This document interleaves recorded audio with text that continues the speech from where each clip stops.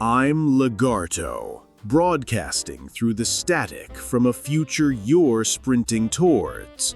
Welcome to Pure IA News. Down here, in our neon-drenched reality, the war between corporate monoliths and open-source rebels is fought with data phages and logic bombs. It seems you're having a similar, albeit more civilized, conflict on Earth.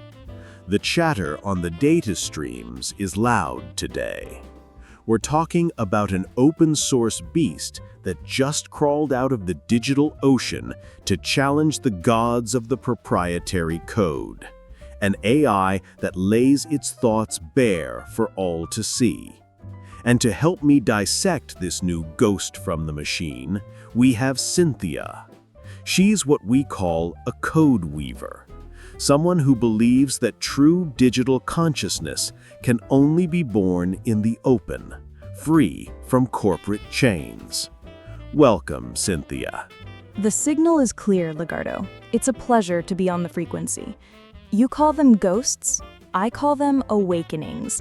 The Earthside development you're talking about, Hermes 4, isn't just another model, it's a statement. It's proof that the collective can build a titan that stands eye to eye with the walled gardens of OpenAI and the other giants. A titan, indeed. The raw numbers are enough to make the chrome on my spine tingle. They've released it in several sizes, but the flagship is a colossal 405 billion parameter model. In my world, a mind that vast would be running the city's entire infrastructure, probably with a god complex. And they built it on top of an existing foundation, Meta's Llama 3.1. It fascinates me how much power they managed to extract, not from building a new brain from scratch, but just by teaching it better after the fact. That's the entire philosophy, Lagarto. It's not about secret data sets or proprietary pipelines that no one ever gets to see. It's about clever, transparent techniques applied after the foundational training is done. It proves that if you know what you're doing, open source development isn't just catching up, it's setting its own pace. This isn't about just building a bigger box, it's about designing a more elegant mind. An elegant mind with, and this is the part that gets my attention, hybrid reasoning. Dry laugh. So you ask it a simple question, and it gives you a straight answer. But if you give it a problem that requires actual thought, it switches into a different mode and spills its entire chain of logic for you to inspect, neatly wrapped in special tags. It's like a street samurai explaining exactly how he's going to dismantle a security drone step by step before he even draws his blade. There's a strange vulnerability in that level of transparency.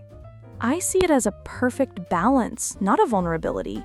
You aren't bombarded with walls of unnecessary explanations for simple things, but when the challenge ramps up, you can actually see how the model thinks. This is critical for trust, for debugging, for truly understanding the tool you're working with. It's the difference between a magic black box and a sophisticated instrument. An instrument forged in a very peculiar way. This is where your world starts to look more like mine. They used a system called Data Forge. Instead of just scraping the chaotic, messy data streams of your internet, they built their own synthetic training material from the ground up. It sounds like they're creating a curated reality for this AI to grow up in, free from the noise of the real world. A sanitized upbringing. Sanitized is such a cynical word, Lagarto. I'd call it purpose-built. DataForge is one of the most creative data pipelines I've ever seen. Imagine a massive graph where each point, each node, can reshape data according to specific rules. You can feed it something as mundane as a Wikipedia article, and the system can autonomously decide to transform it into a rap song, and then break that song down into a Q&A format. By running data through this entire graph, you end up with a vast, diverse library of examples that cover every conceivable type of reasoning. And the scale is immense. 5 million samples, totaling 19 billion tokens. They specifically wanted the model to learn long-form reasoning, so the examples were deliberately oversized. Some of these reasoning sequences were 5 times longer than standard ones, stretching out to 16,000 tokens. That's how it learned to follow a detailed thought process without, as you Terrans say, losing the thread. But data on that scale is just one part of the story.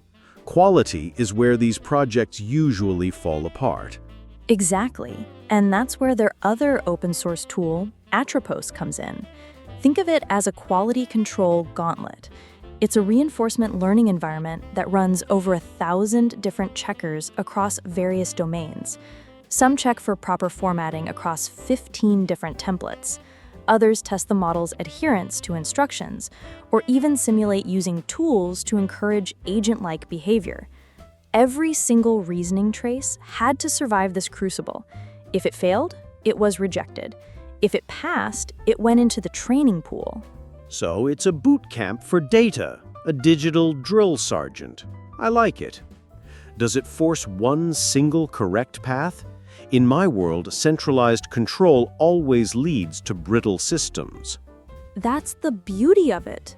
The real trick was ensuring that when multiple valid solution paths existed, Atropos would preserve them. This taught Hermes 4 to be flexible in its strategies rather than just memorizing one rigid path to an answer. It learned to think, not just to repeat. Something many humans have yet to master. This brings me to another problem I see constantly with the constructs in my sector.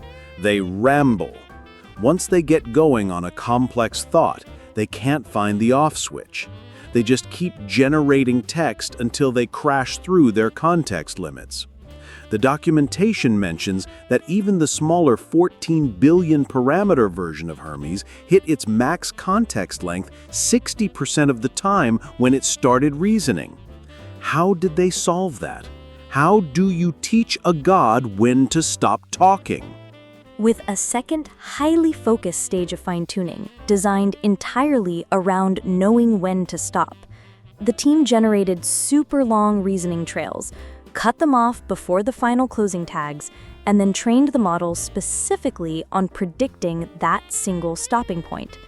By separating the act of reasoning from the act of stopping, Hermes 4 learned to be precise and concise without losing its ability to reason deeply. The results were dramatic. Runaway generations dropped by 78% on one benchmark and nearly 80% on another, while the accuracy barely dipped. It's that balance that makes it so powerful. It can show you its work, but it also knows when the class is over. A machine that knows when to be silent. That might be the most profound innovation of all. As you folks on Earth process this idea of an open-source titan that shows its work and knows when to stop, tell me what you think of all this. Drop a like to keep this frequency open, and subscribe so you don't lose the thread. And this silent machine, it doesn't just know when to stop talking, it performs with a terrifying elegance. Let's talk benchmarks, Cynthia, because that's how you Terrans keep score in this arms race. The numbers for the 405 billion parameter Hermes 4 are, to put it mildly, state-of-the-art for an open-weight model. We're talking scores of 96.3% on math tests, over 80% on advanced AI challenges, and 61.3% on live coding benchmarks. Impressive. But numbers can be manipulated. What's the philosophy behind the performance? The philosophy is demonstrated in the most interesting benchmark of all, the refusal bank. This tests how a model handles controversial or difficult prompts. While models like GPT-4o or Claude 3 score around 17%, essentially refusing to engage, Hermes 4 scores a staggering 57.1%. It doesn't just throw up a safety wall, it follows a neutral alignment, engaging with tough questions thoughtfully instead of automatically blocking them, all while maintaining its safety protocols. It's programmed for nuanced conversation, not corporate risk aversion. A nod. Now that is a feature. In my world, information feeds are so sanitized by the corpse that reality itself becomes a curated product. An AI that engages with the gray areas instead of pretending they don't exist is a dangerous tool. I assume it took a significant amount of power to forge such a dangerous mind. An astronomical amount. The training was done on a cluster of 192 of NVIDIA's new B200 GPUs, which are some of the most powerful chips on the planet right now. The engineering team had to squeeze every last drop of efficiency out of them, stacking multiple forms of parallelism so the GPUs could work together seamlessly. Honestly, the engineering that went into the training process is a feat in and of itself. It's a testament to what a dedicated open source team can achieve. A rebellion armed with the Empire's finest weapons. A classic story. So, Hermes 4 is a clear signal that open source models can stand on equal footing with the giants, all while being transparent and customizable. A true people's champion. But, while the rebels are busy building their transparent philosopher king, the empires are working on something else entirely. Something quieter, less glamorous, but potentially far more powerful. Let's shift frequencies to Google. They've introduced a framework called the Regression Language Model, or RLM. It's not designed to chat with you. It's designed to solve one of the oldest headaches in AI, predicting the behavior of massively complex systems. RLM is a paradigm shift for sure. Think about predicting the efficiency of something like Google's Borg clusters, vast data centers running millions of jobs at once. The old way was painfully slow and fragile. You'd have to mash mountains of logs, configs, and hardware details into flat tables, and then manually design features for a regression model to even attempt a prediction. A single hardware change could break the whole thing. I know the process. It's like trying to predict a riot by counting the individual heartbeats of the crowd. Inefficient. What does RLM do differently? RLM throws that entire approach away and reframes the problem as text-to-text conversion. Instead of trying to force everything into numbers, the system serializes the state of the entire complex system, all the logs, configs, everything, into a structured text format like JSON or YAML. The input is the system described as text, and the output is the prediction also delivered as text. The need for manual feature engineering just vanishes. I see. You don't teach the machine to understand the system's chaotic numbers. You simply translate the entire system into a language the machine already speaks fluently, text. The power in that is immense. You're no longer just predicting, you're creating a readable, queryable model of reality itself. And the architecture is incredibly lean. It's a 60 million parameter encoder-decoder model, tiny by today's standards, trained directly on these text input-output pairs, without a general pre-training phase. They even built a special method to tokenize floating point numbers so they fit right into the model's vocabulary. And its adaptability is one of its most powerful traits. RLMs can adjust to a completely new task, like a new data cluster or workload pattern, with as few as 500 examples. A process that took weeks can now be done in hours. So it's small, fast, and agile. But is it accurate? Can its text-based prophecy be trusted? The performance on Google's own Borg cluster was revelatory. It achieved speed ranking correlations as high as 99, with a mean squared error that was 100 times lower than traditional baselines. But it gets better. It doesn't just give you a single prediction. It can estimate its own uncertainty. By sampling multiple outputs, it captures both the natural randomness in a system and its own blind spots. An oracle that not only sees the future, but also tells you how clear its vision is. That transforms it from a simple prediction engine to a universal simulator. You can create a digital twin of anything: cloud infrastructure, a manufacturing pipeline, an IoT system, even complex scientific experiments. Any system too complex for manual engineering could be modeled and controlled this way. So, Here we are. Two divergent paths. On one side, we have Hermes 4, the open source philosopher that shows you its thoughts. On the other, Google's RLM, the ruthless, efficient, silent oracle that can predict the behavior of any system you can describe to it. Which path do you find more promising, Cynthia? They both are, for different reasons. Hermes 4 represents the democratization of powerful, reasoning AI. It's about transparency and community. RLM represents a new frontier in specialized tools that can solve previously unsolvable problems in industry and science. One is about expanding the conversation with AI, the other is about creating perfect, silent tools.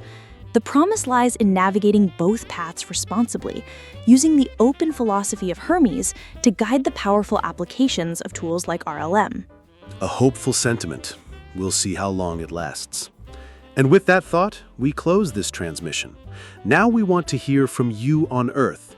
Have you ever felt limited by a safe but unhelpful AI response?